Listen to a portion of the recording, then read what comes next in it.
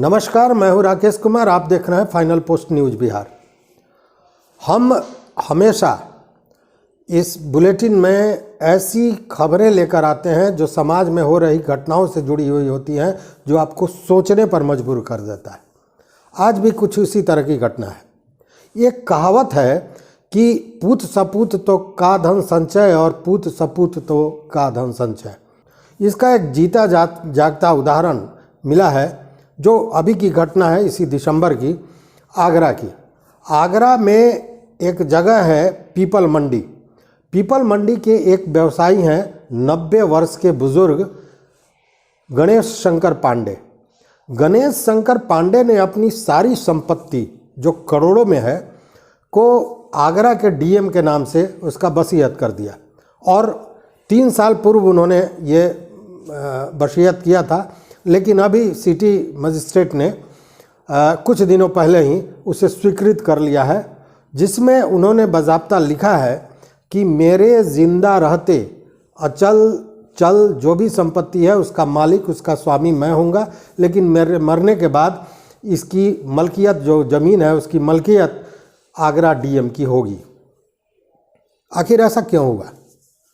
जबकि गणेश शंकर पांडे जो हैं उनको 2 पुत्र और 3 पुत्रियां हैं, लेकिन उन्होंने ऐसा कदम क्यों उठाया? उसके पीछे एक सबसे बड़ा कारण है कि पिछले लगभग 40 वर्षों से उनके पुत्रों ने उनका हाल चाल तक लेना मुनासिब नहीं समझा था। और इतना ही नहीं, श्री पांडे के अनुसार हाल चाल लेने की बात तो छोड़ दें, वो अपमानित किया करते थे, जिससे क्षुब्ध होकर उन्होंने ऐसा कदम उठाया है। आगरा के सिटी मजिस्ट्रेट प्रतिपाल चौधरी ने इस बात की तस्दीक की है कि यह बात सही है। उन्होंने वसीयत किया है और पिछले दिनों उसको स्वीकृत भी कर लिया गया है। उनके अनुसार जो सर्किल रेट होता है उसके हिसाब से उस ज़मीन की कीमत 2 करोड़ से ज़्यादा की है। हालांकि वास्तविक कीमत जो बाजार वैल्यू है वो 3 करोड़ से भी ऊपर की बताई जा रही है। हालांकि गणेश शंकर चौबे के भाई भी हैं, और जब वो जिलाधिकारी से मिलने गए थे तो उस समय सिटी मजिस्ट्रेट से जब वो मिले थे उस समय उनके साथ भाई भी थे।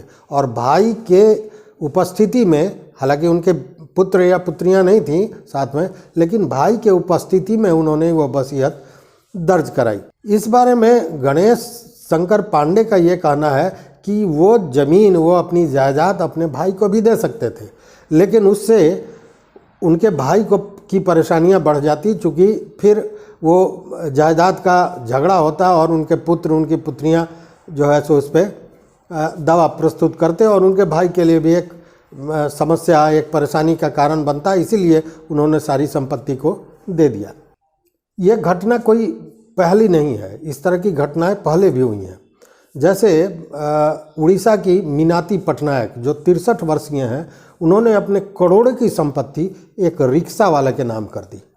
रिक्शा वाले के नाम उन्होंने संपत्ति इसलिए कर दी कि उनके परिवार के लोग उनकी सेवा नहीं करते थे, और रिक्शा वाले ने निस्वार्थ भाव से सेवा किया और उन्होंने सारी संपत्ति उसके नाम कर दी। बुजुर्गों के लिए भारत में तरह तरह के कानून बने हैं, चीज़ें बनी हैं, लेकिन बावजूद जो बुजुर्गों के लिए शेल्टर होम बनते हैं, जो बुजुर्गों के लिए ओल्ड एज होम्स बने हैं, उसकी संख्याएं भी बढ़ रही हैं और उसमें रहने वाले बुजुर्गों की संख्याएं भी बढ़ रही हैं। जब व्यक्ति असमर्थ हो जाता है, जब वो अपने से स्वयं का काम करने में असमर्थ पाने लगता है, उस स्थिति में घर के लोग या पुत्र पुत्रियां जो भी हैं वो अनदेखा करने लगते हैं, और वो एकाकीपन, एक अकेलापन महसूस करने लगता है वो बुजुर्ग। अब देखिए, स्वास्थ्य मंत्रालय के एक सर्वे ने, एक बड़ा सर्वे स्वास्थ्य मंत्रालय का हुआ, जिसमें यह देखा गया है कि 60 वर्ष या 60 वर्ष से ऊपर के लोग भारत में, उनकी संख्या अभी लगभग 7.5 करोड़ है। जी हाँ, 7.5 करोड़। और सबसे बड़ी बात क्या है कि इसमें जो 7.5 करोड़ लोग हैं, इसमें 40% ऐसे लोग हैं जो कहीं ना कहीं दिव्यांगता के शिकार हैं, और 20% लोग ऐसे हैं जो मानसिक रूप से कमज़ोर हो गए हैं या मानसिक स्वास्थ्य उनका खराब रहता है। ये बड़ा सर्वे केंद्रीय स्वास्थ्य एवं परिवार कल्याण ने longitudinal ageing study of India LASI से कराया था। और ये सर्वे, इतना बड़ा सर्वे पहली बार, इस तरह का सर्वे पहली बार हुआ था, जिसमें बुजुर्गों के स्वास्थ्य, उनके आर्थिक, सामाजिक निर्धारकों और परिणामों का वैज्ञानिक विश्लेषण किया गया और उसके आधार पर यह राष्ट्रीय सर्वे हुआ। इसमें जो तथ्य सामने आए हैं वो चौंकाने वाले हैं। चौंकाने वाले इसलिए कि 60 साल से ज़्यादा उम्र के लगभग 34.6% बुजुर्ग जो हैं वो दिल की बीमारी से ग्रसित हैं। अच्छा, इसमें भी देखिए, शहरी क्षेत्र में दिल की बीमारी से ग्रसित बुजुर्गों की संख्या 37.5% है, वहीं ग्रामीण क्षेत्र में यह घटकर 23.2% है। मतलब कि कहीं ना कहीं वातावरण का, पर्यावरण का भी असर है और मानसिक तनाव का भी असर है। वहीं इसका सबसे बड़ा कारण जो माना गया है वो तो एक मानसिक तनाव है, मानसिक बीमारी है ही, और साथ में अकेलापन से पीड़ित मैक्सिमम लोग पाए गए हैं। उसी तरह देखिए कि हाई ब्लड प्रेशर की बात अगर करें तो शहरी क्षेत्र के 35.6% बुजुर्ग जो हैं वो हाई बीपी से ग्रसित हैं, वहीं ग्रामीण क्षेत्र के 21.1% बुजुर्ग हाई बीपी से ग्रसित हैं। 2011 में जो जनगणना हुई थी उसके अनुसार 60 वर्ष या उससे ऊपर के उम्र के जो लोग थे वो कुल आबादी के 8.6 मतलब 8.6% थे, जो लगभग होते हैं 10 करोड़ 30 लाख के लगभग।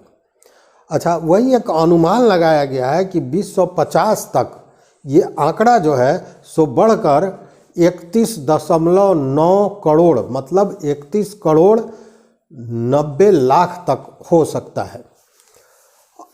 अच्छा, ये जो सर्वे हुआ है इसमें एक और चीज़ें सामने आई हैं कि इसमें जो बुज़ुर्ग हैं उसमें पढ़े लिखे बुज़ुर्ग 43% के लगभग हैं, और वहीं कृषि क्षेत्र से जुड़े हुए जो बुज़ुर्ग हैं इनकी आबादी बहुत बड़ी है। ये जो कुल बुज़ुर्गों की आबादी है उसमें 64.8% जो है सो कृषि क्षेत्र से आते हैं बुज़ुर्ग, और सबसे बड़ी बात है कि ऐसे लोगों को कोई पेंशन नहीं मिलता है।